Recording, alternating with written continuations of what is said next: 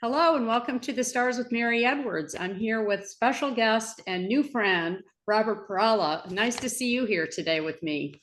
Mary, you're really beautiful. Thank you so much for all the wonderful things that you do for us. Well, back at you, and I'm delighted to have you here today. And I love that we are fellow Californians, not very close by, and got to spend some time together over the last couple of events here in the Bay Area, which I really enjoyed. So after a brief bio here on Robert, we will continue on with, he will delight you with some of his incredible stories in his book and any adventures he'd like to include today. So Robert is an internationally acclaimed author of The Divine Blueprint, Roadmap for the New Millennium, and The Divine Architect.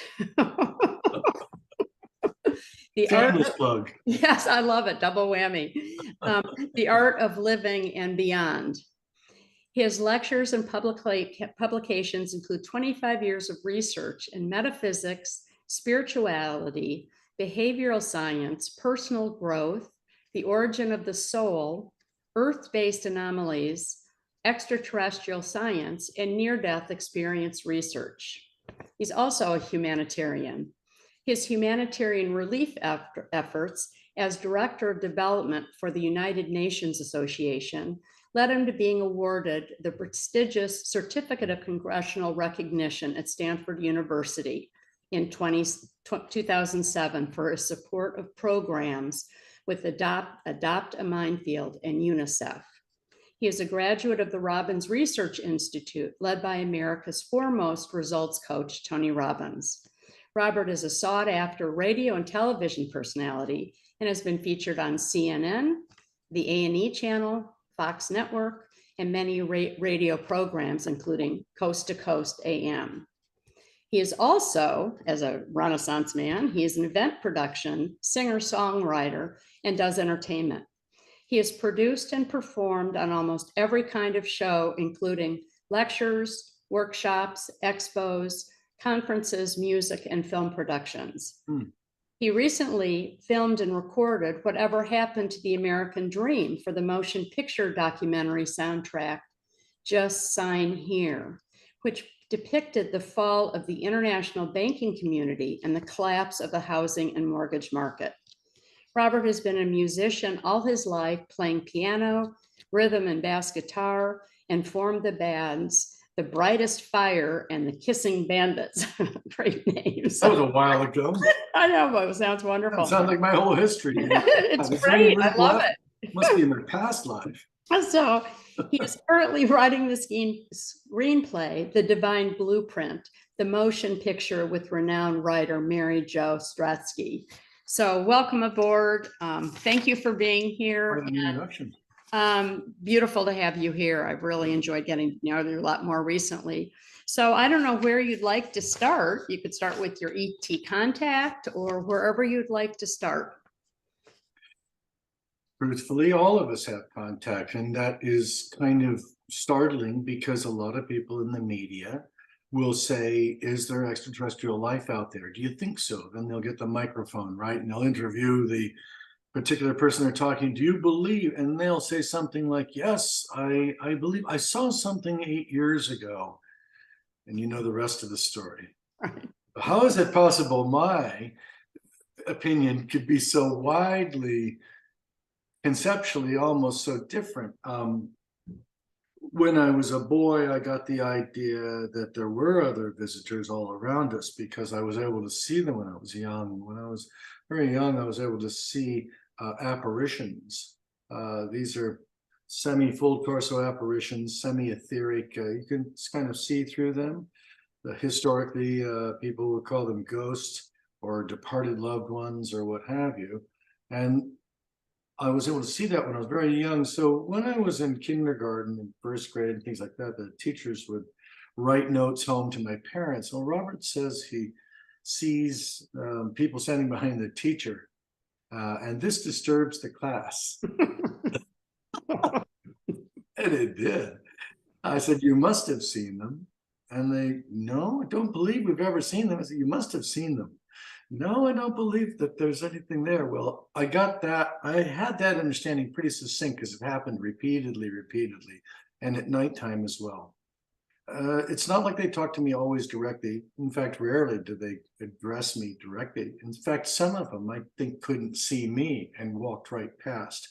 But for some reason, while most of us grow up and our clairvoyant sight naturally kinds of dissipate as we become accustomed to the material world, and you begin to identify with material things by name, and these are my parents, and this is my environment, and this is my house, and everything. Eventually you go through that, but that's that second sight that when you can see when you're very young, as a 2-3-year-old or whatever, that begins to go away. And then eventually, you don't even remember that it even happened, that you saw all that, or you may even deny it or dismiss it.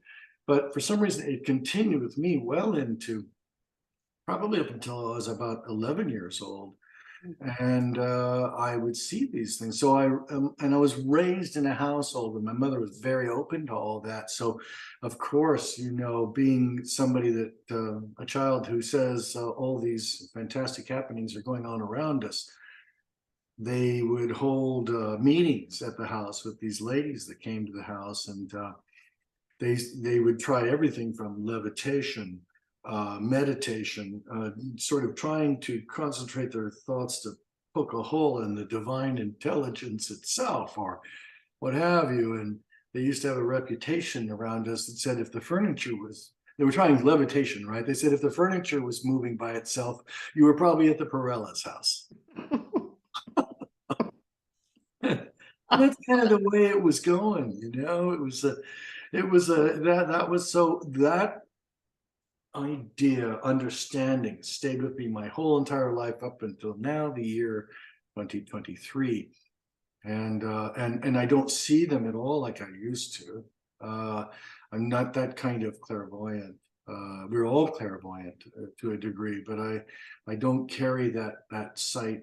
Although today I lucid dream, and I can sometimes be in that dream and be testing everything. This is a real pen. Okay, this says my name on it.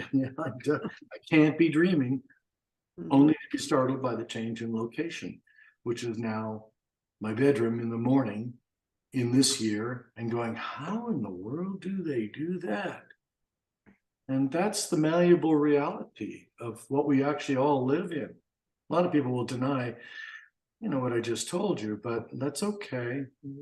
People will also raise their hand at the lectures and the workshops and go, I have to tell you something. And out of that comes a confession about something they saw. They have an ally. Yes, he sees it. Well, I've been seeing it. Well, we have to talk. I do. Good.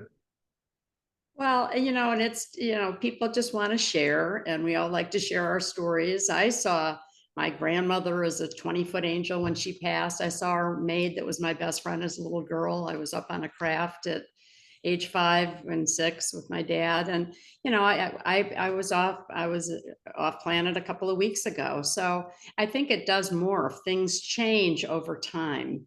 And as life goes on and we continue to develop other gifts and have other stories and see other things in our dreams and however we see them.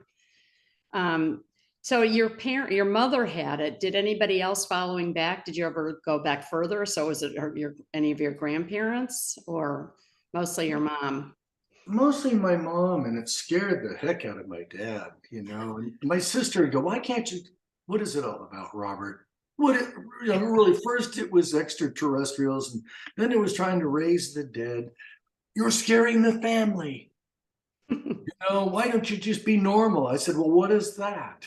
Some people, it says even in the Bible, the Gita, these different sacred texts, ask and you will receive. And what I found is you have to, it's not necessarily you ask once, okay, wait for it, and then in confirmation, and then you can be a believer.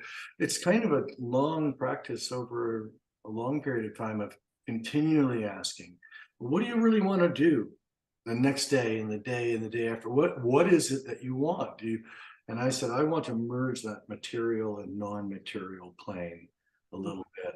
I would like to know and have a bridge a bridge to that, and don't want to lose that. Because I think it's very important, because if you're going to be of service on this planet, you should be able to link those two somewhat together. And that can be done by faith. I pray every day. I pray to Christ. I pray to my family who's all on the other side. Most of us have lived long enough where a lot of our friends and our family are all on the other side. And speaking of the other side, what's important to note about that is that they live in the continual moment. They're in this continual moment that is the reality of the reality. That's actually where most souls live a lot of their existence. And we come as an adjunct into the material world, as an adjunct to our studies. We come here by an agreement that we make with those members of family and other celestial members, angelics. And then we will come here and be born here, and then experience an aging process, a day, a night, a month, a year. And we'll experience that. So, and then the time is up, and then we have to go back. And when we go back, it's like waking up from a dream, and we realize, oh, I see. Oh, I see. This is actually where I live.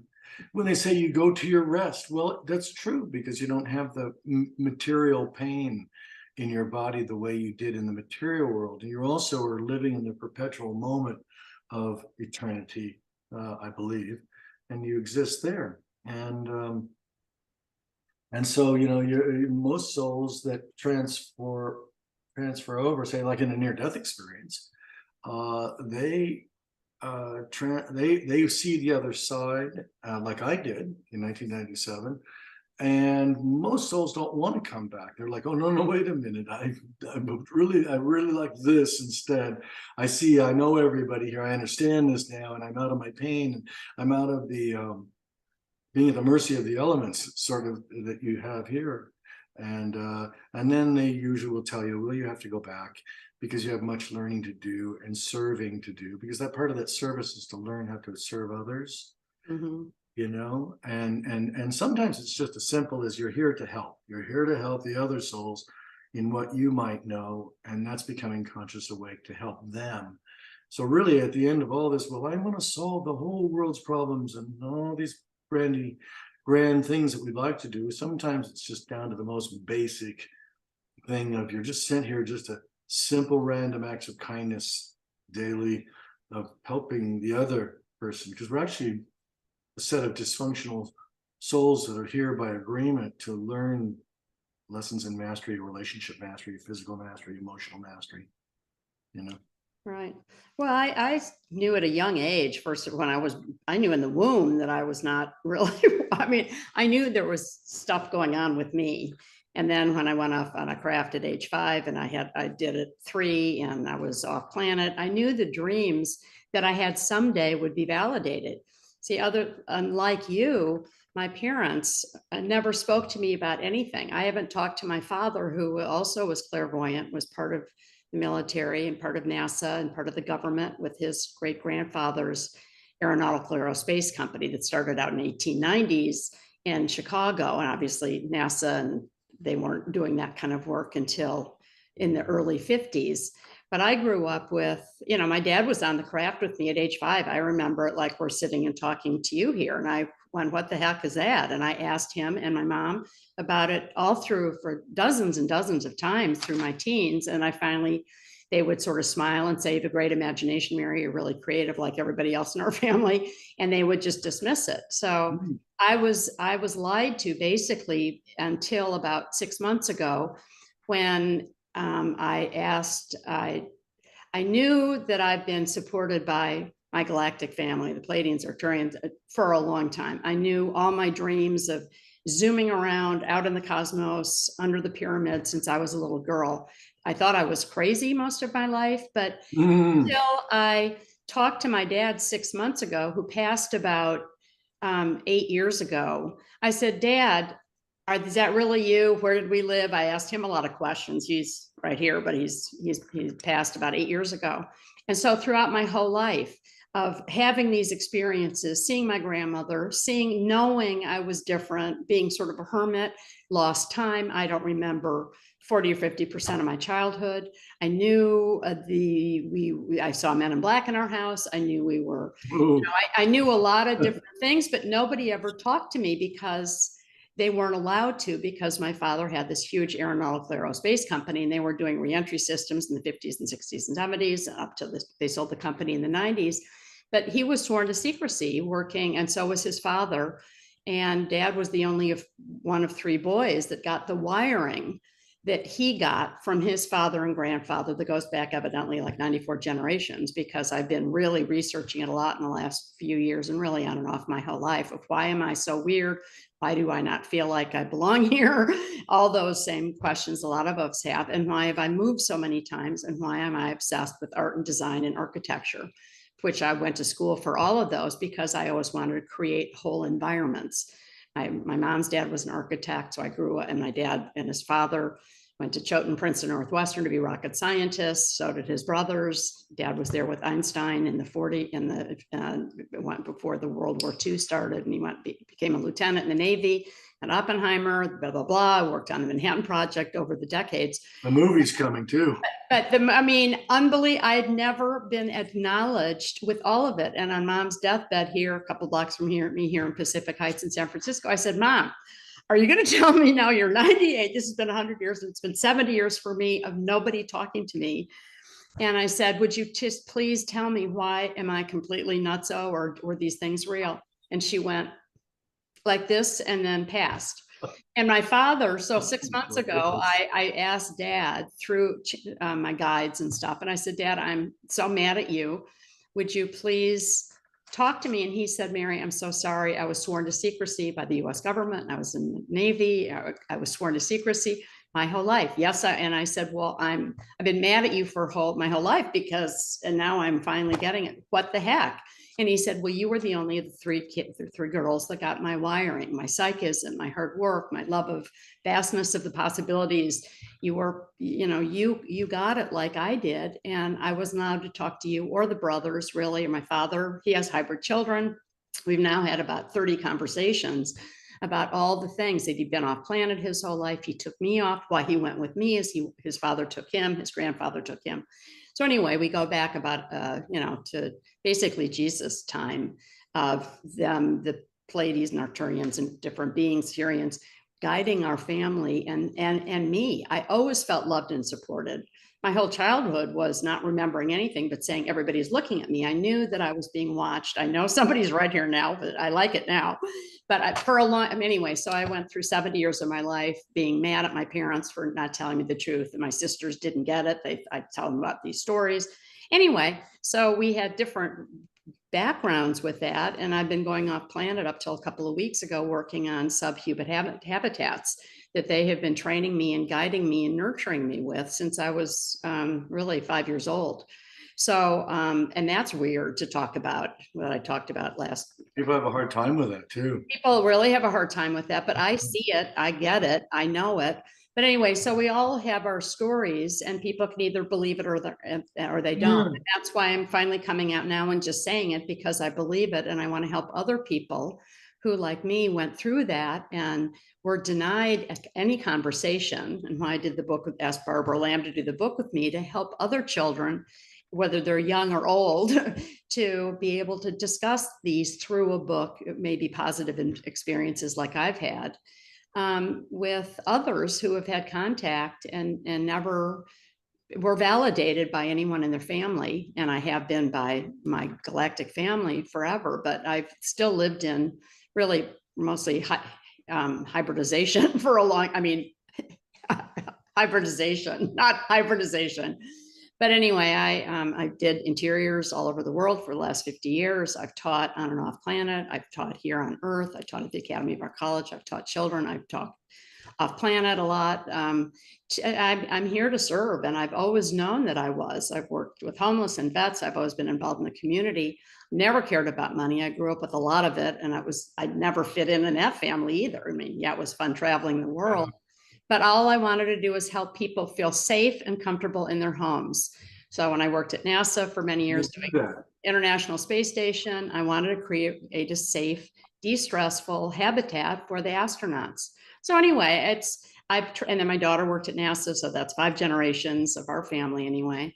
But telling the truth is, it's a time now we're all here on the planet to play our part, to play our role, whatever that is, to help heal, whether it's my little dinky part helping ETs and humans off planet and doing I help them when they come here.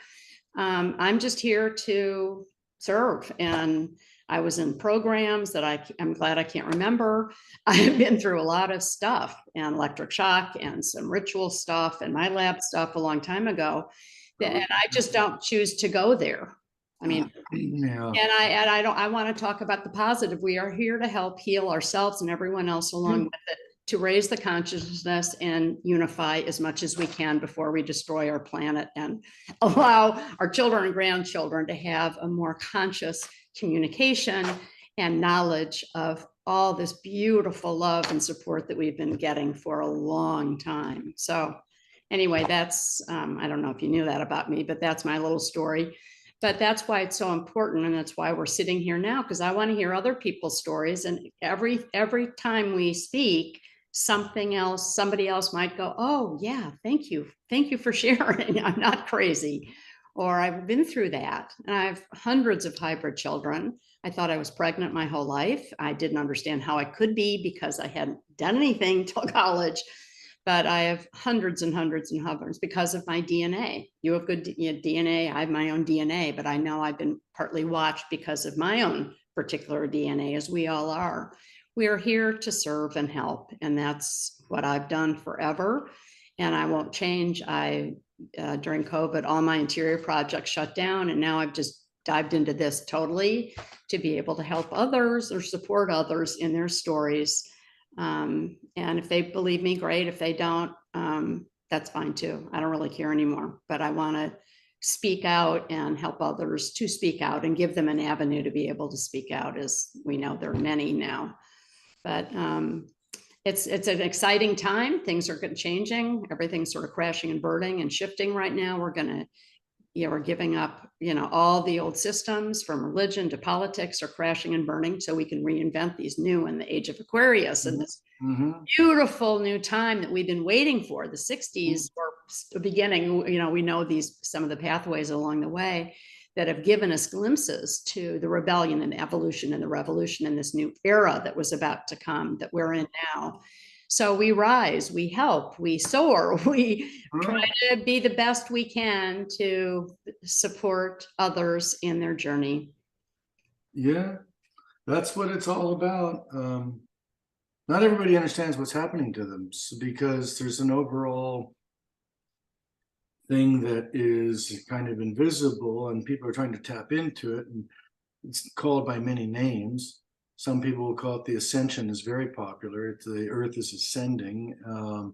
The conservatives will call it a number of things: a time of reckoning, or the collapse of civilization. We're in Revelations, where the old systems are collapsing, and then there is a new emergence that leads up to, but very potentially, what is a return of the spiritual hierarchy. Some will call that return of the Christ. Some will hail that as the return of the angels, or those that are the architects of the material world here, that have invested in this for a very, very long time.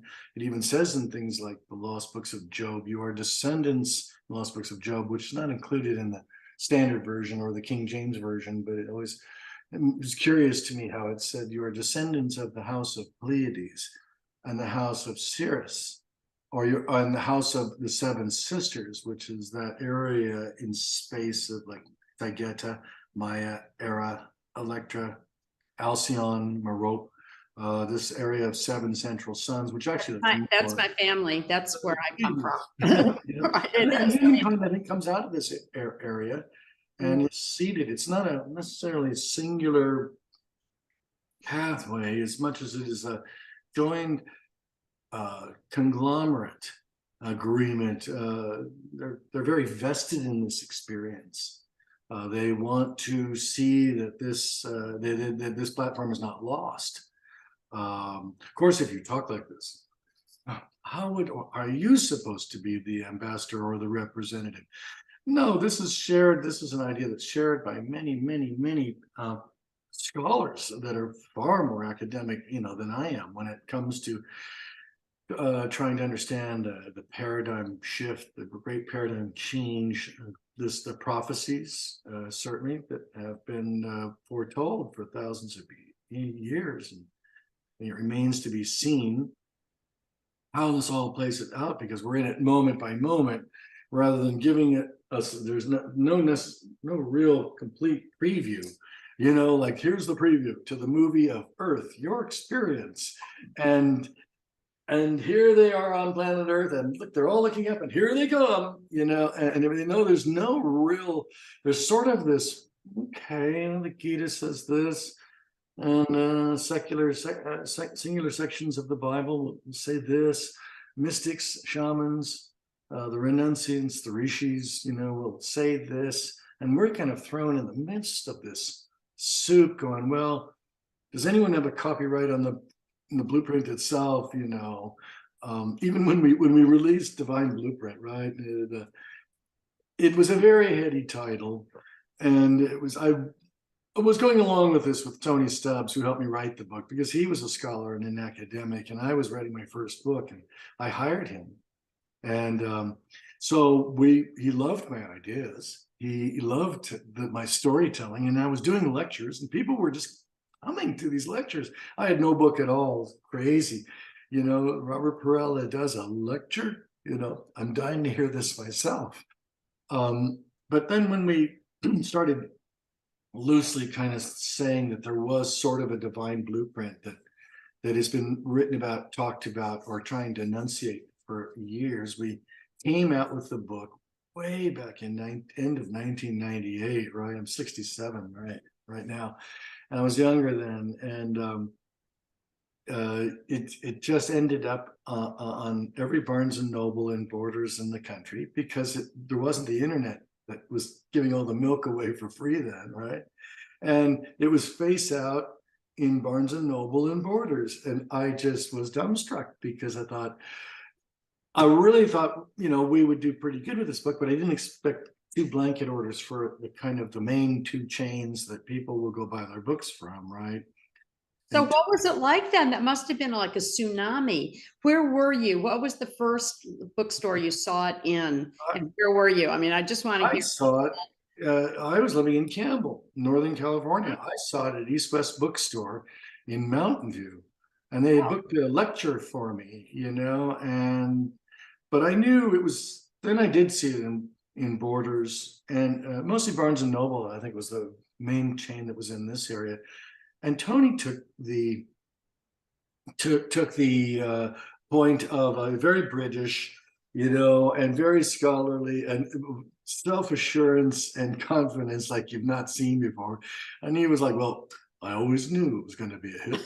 I always knew this book was going to be very, very good, because you can speak to the layman, and you do. I mean, he says, I'm not surprised at all. Of course, he helped me write a lot of it. So he'd already had a few hits. He'd written the Ascension Handbook, which is a small, direct book on what they think the Ascension is. And that was a minor bestseller. And so there we ended up as the duo, and he pushed me forward, said, you do the lectures, I will handle getting you in more stores and booking interviews for you. And I learned that. And then when that wave was starting to kind of come down now a little bit, because you're right, it was a tidal wave. I've never thought, my God, really, it was like an album. I'm a musician. It was like an album. We felt that we should follow it up. And so that's when I came up with the idea of creating the Divine Architect, the art of living and beyond. It's kind of shiny there, but I know, so is mine, but it's a shiny topic. Help right there, Bookends. RobertPerala.com. Get it there. I wanted to create kind of a greatest hits package, because I was speaking pretty well. They wanted me to be a host of these various panels, and so I started hosting panels by people with a far greater education than I did. I thought was hilarious because I felt like it was Jerry Lewis goes to Stanford University, Jerry Lewis goes to Harvard or something, that bumbling. Spirituality for dummies, or like, Yeah, like you but you used to do, my you have a PhDs. clear way. I've heard you speak. You are the voice of the people. I get you. You are such a beautiful, eloquent speaker. You make sense. Most people don't know how to explain it. I don't yet. I stumble, but you are a storyteller. So that's why you have the resonance in your voice, in your energy as a musician. You've got a big heart, you're kind, and it's not about ego. So I can see how it took off with the dynamic duo that you say you had. By the way, what else was out there then? I'm trying to think. Oh, What there else? was I mean, whole earth catalog, or I mean, what was? I mean, nothing like what you were doing, right? There was. For you? I was drawing from great people. When we created Divine Architect, we paraphrased some great contributions by John Edward, who was a medium who was talking to people on the other side and reuniting them with lost loved ones. And Shirley MacLaine. Shirley MacLaine certainly was Yeah. very nice. We paraphrased her work, Tony Robbins for the personal growth stuff, Grunvalo Melchizedek for the esoteric stuff and science. And then there was Elizabeth Kubler-Ross. We wrote to them all and we said, hey, can we write about you? Can we mention what it is you're doing and what your country? Almost everybody, I think but one, wrote back and said, yes, lovely book. Sure. It was good press for them. It was just me sort of paving the way for a little more of their work too, and everybody was winning out of it. And we only really, after the book was released in 2002, we only just released it just a few weeks ago as the spiral bound version that you see now as a workbook with pages in the back that you can write in. Really helpful. This is going to be big too, because it's so accessible. You can talk about it at the end, but I mean, it makes sense. It really is a handbook that anybody can really access and learn from in a Tony deserves a lot of credit there, by the way, because I was on the road speaking, which is my talent to, like, as you said, my talent was more or less for reaching the everyday person, which that's what the majority of the world is. I would come back and he literally would have 30 pages written and saying, I think you should say it this way. So it was at that point I thought, well, let's be honest with the audience. This is just the same thing as a musician who puts out a really nice solo album on his own with some help. And then the next one is putting an orchestra around and putting more sophistication into it. I never felt shy of telling people that Tony wrote a lot of Divine Architect because I was always the mouthpiece anyway. I was always the one. He's always pushed me forward because he didn't want to travel. And I thought it only matters that the work gets out there. I'm not overly attached to it. It was my work. So there will be parts when some people really go, this is very funny. This is funny. And there'll be parts where they'll look at this and go, my goodness, Robert turned into quite the academic here, didn't he? I wonder where he got all this intelligence. And it's because I'm the delivery guy in the project, and it's fun, there's nothing like when people open their eyes great big and go, you mean what? How am I going to tell my family this? I dig what you're saying, but I don't know if I can tell all my friends. Right. Well, I think we should do a book for kids, because I think kids are the next. I mean, to me, kids are the future. And just even Barbara Lamb in my book, we've gotten so much response for parents and kids to talk about some sort of, icky or scary contact, abduction. I mean, some of the things we've been through. It's all about how you present things. And when I used to teach college and I've spoken at NASA and, when I worked at NASA, people just say, oh, thank you for just telling it like it is. And, and your generosity of spirit, honoring him, you did it together. Nothing's new. We know that. I don't know anything. None of us really know anything. We're learning new things every day because everything is changing every day, every second in this accelerated moment we're in. But anyway, what you've done is really tremendous. And that must have been such a rush to go, wow, people are really listening and still are, and still need to hear hear a voice of reassurance and understanding that is truthful and not based in ego. A lot of people are out there selling themselves now. It's become a whole different, it's competitive now in a way, this Oh, spiritual it is world. terribly. But that's why Oh. I'm so attracted to your personality, because you are here to share. And also it's not about you, it's not about us. I mean, it's just getting the tone out so people can really, if they really want to learn, or if something's happened to them that they're confused, or, I mean, I spent my whole life thinking I was completely nuts. I mean, how could people go in and take eggs from my body when I'm 5 on this cold thing, and then I go back, and then I go back, and it was pretty creepy and scary, some of those things, but I got through it. I thought, okay, I know I'm here to help, and I know someday I'll figure it out, and I'm doing exactly what I love and what I've been shown to do and agreed to do. So let's just keep going. Let's keep opening it up and, Sure. keep taking it to different levels. And if you don't like it, fine, go listen to somebody else. Or, it's, there's enough out there for everyone to trust or not trust. And the Yeah. truth is that everything's happened to everybody. So everybody's stories matter. Everybody's story matter if it comes from the heart and the soul, which you can't make this up, or maybe people do, but who wants to even, how would anybody even go there? But that's why you're such a blessing. And that's why hopefully this will reach another level of the new kids, the new humans, the new kids on the block, and all of us who are elevating, who want to keep learning. We're all growing together and we're all healing together.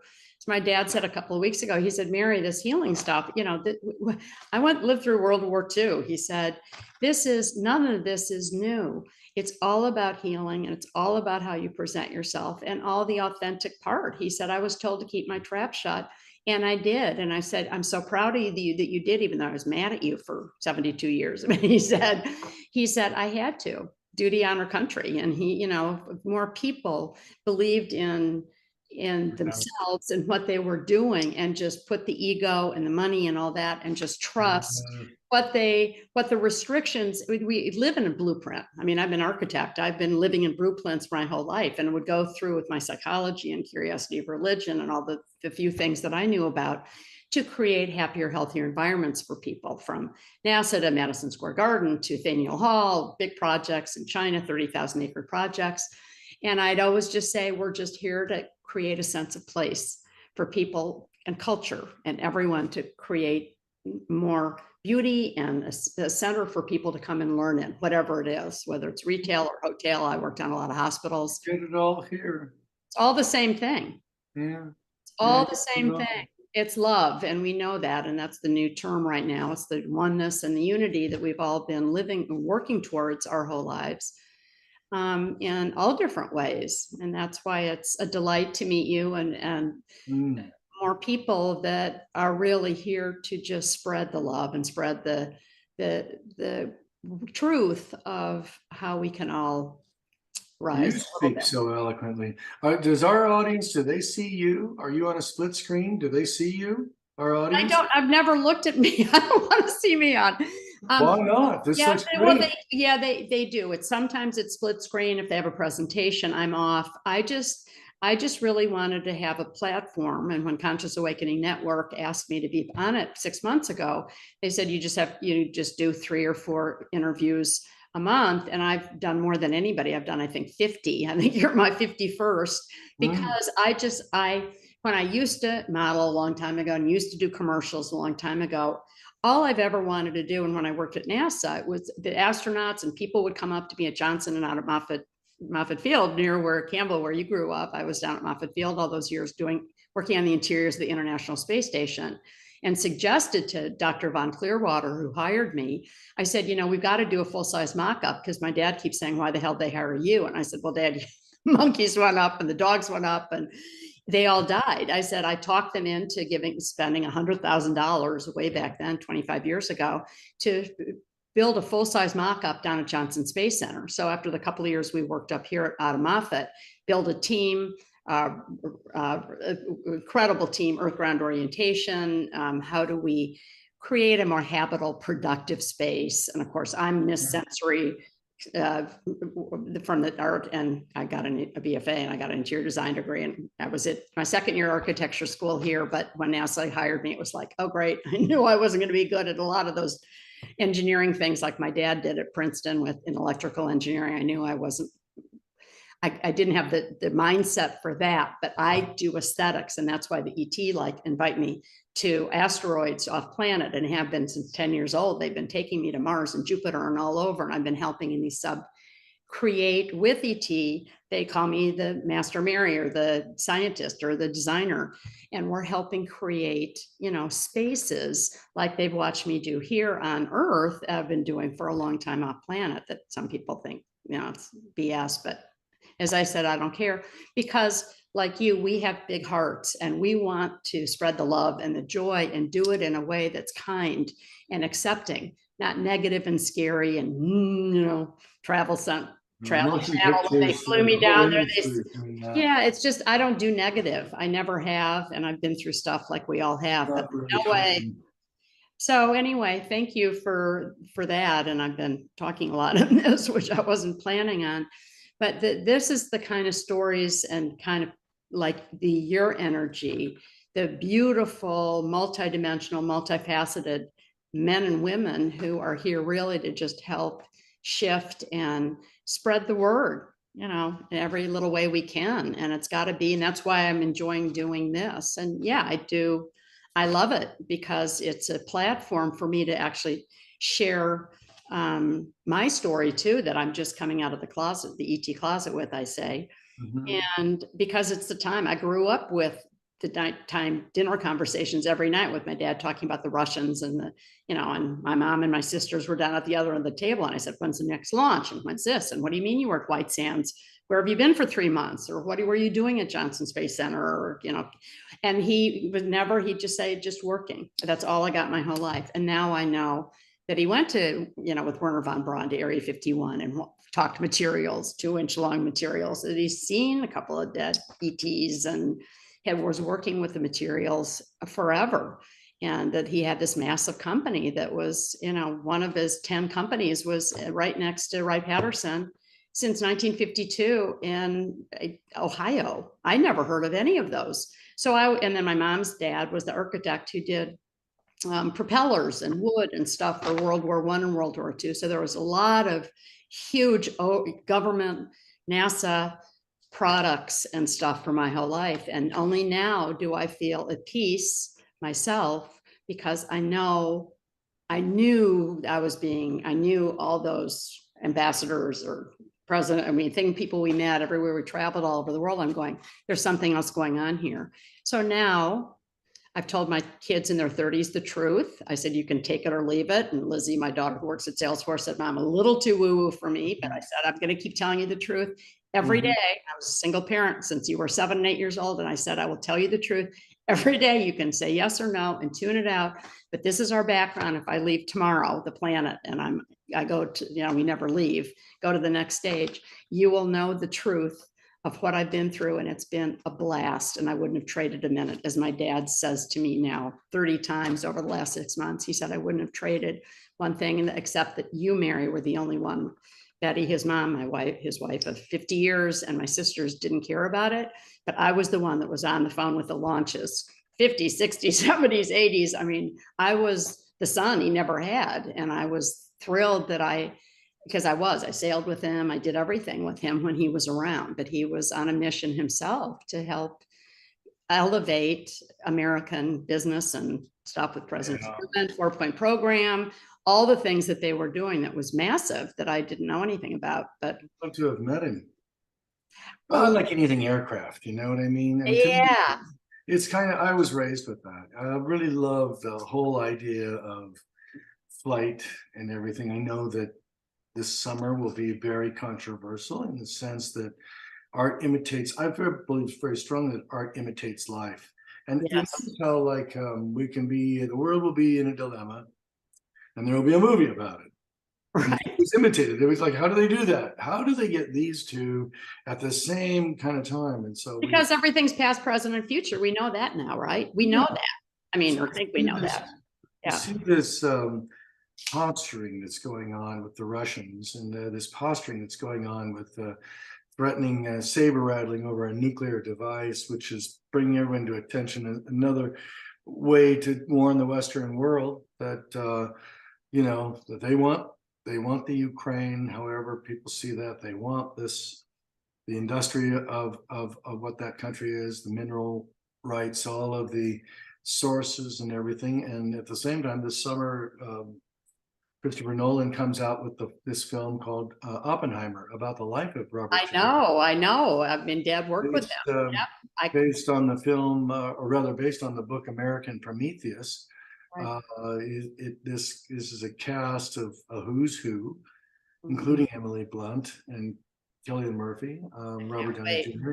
And when I saw the trailer, and when I saw some of the reviewers talking about what they anticipate about this film, it's a moral tale. It's really a moral tale of how we perceive safe passage into the future. And there was, well, how could we possibly see safe passage with a nuclear bomb? But it was the idea that, a power greater will stop the other power, in this case, Japan in World War II in the 40s, from continuing to draw down the world's resources and continually to involve us in a war we didn't want to be in. And art imitates life. We're here in the year 2023. Here we have a film that's coming out about that very aspect, about how do we deter, others and put others into a treaty, and then show them that we have the power to stop any aggression. Or my main concern, like everyone, be certainly the chain reaction of that funny little thing that starts, and then it starts in with a time clock chain reaction. So I think we are living probably the most tumultuous time, and when we see the potential of that happening, I have to ask myself, as many have asked, is this a precursor to disclosure? Is it possible that if we were to start a nuclear exchange, would there be actually an interruption? Would there be an intervention of some kind? Is this what the prophets were trying to tell us in the end times of confrontation that caused an emergence of another culture to arrive and level the playing field?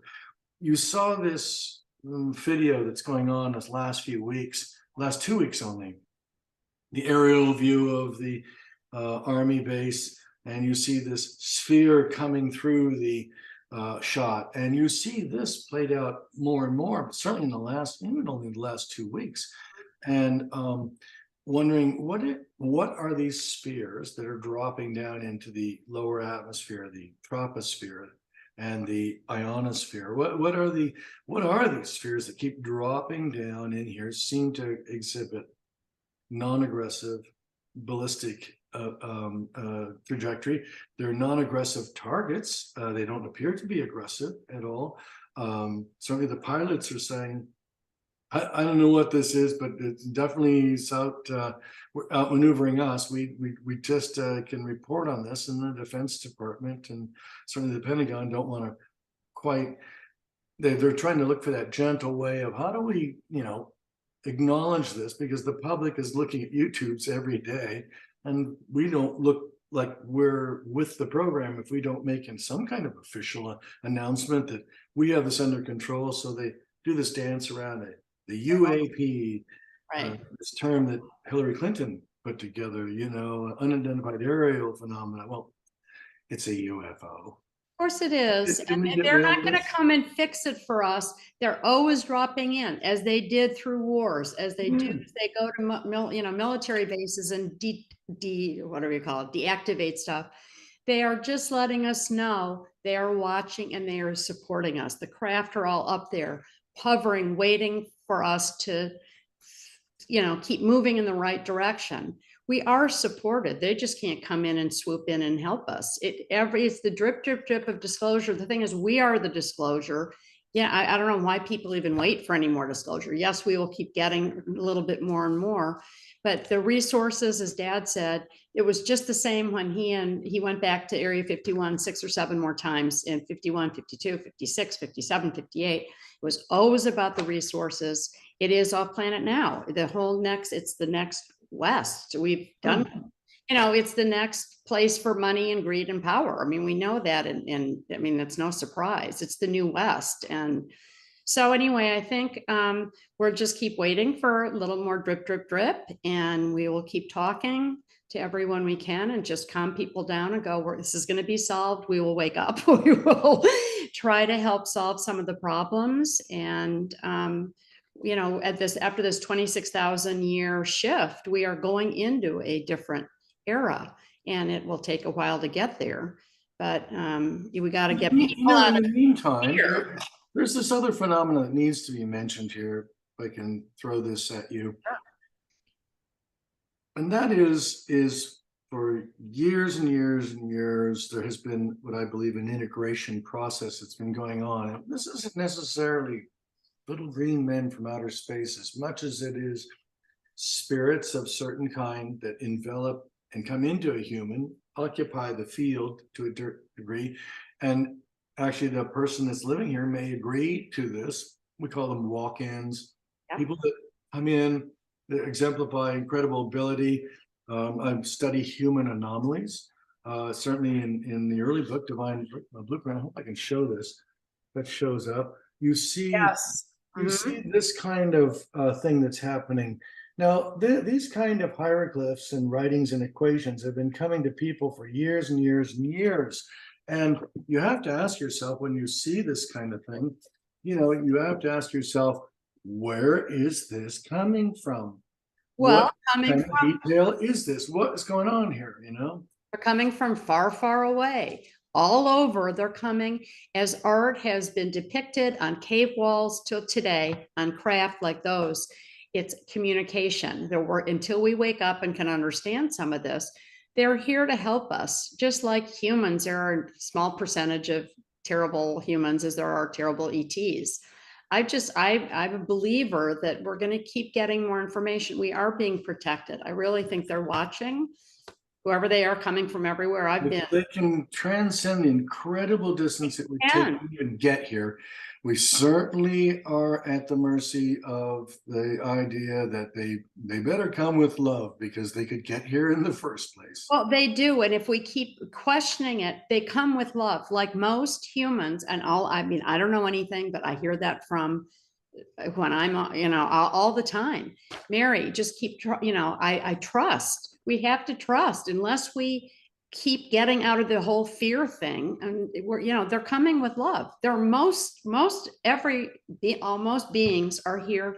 We want to save Earth. Everybody wants to save Earth. Our little blue dot. What do we seek? Everyone's banding together now. I think we just keep our heads up. We stay positive. We hope for the best. We need more heroes. We need more positive energy to just say, yes, we are all banding together in this love fest right now to shift and know that there are a few baddies around on Earth. Let's have another murder, 5 more murders today in Oakland, where we live, everywhere. I mean, school shootings. We are at a traumatic point. We are a depressed world right now, and we are got to get out of fear. And we're just the more we fuel that, the more we stay in it. So I don't even like to go there. We will get out of this. We will help shift a little teeny tiny bit we each do every day, or the little teeny tiny bit I do every day to help shift. We're here, and they want to help us. I mean, we have to, I really believe that. And they tell me that I have a lot of communication with them now, and I'm off planet a lot, which sounds really crazy. I talked about at New Life last week, and I'm starting to talk about more. I trust, I believe. We're here, we're going to make it, but we just got to get everybody else to quit questioning it. That's right. I agree. Here. So here. Onward and upward we go. And I love you. I love this conversation. Can I have you back on 3 or 4 more times so we can continue the conversation? Well, this will be part 1. All righty, part 1. Now tell people again how they can buy your book you want to say? RobertPerala.com. Can't miss it. Very easy. Just order it. Send me an email and say, hey, I want a copy of that book and everything. And very simple. We get it out in 2 days to you. And we're Perfect. happy to do that. United Light Publishing. That's my publishing company. Well, cool. Well, maybe next time you can talk more about what's going on in your book too, to inspire people about all the different things you know. Well, thank you so much, Robert. I love you. Mary? I thank you for all your wisdom and knowledge and positivity and storytelling. You're a wonderful human being. Thank you so much So for are you. coming So into my home today. Yep. Blessings. Thanks so much. All righty. Till we meet again. Till we meet.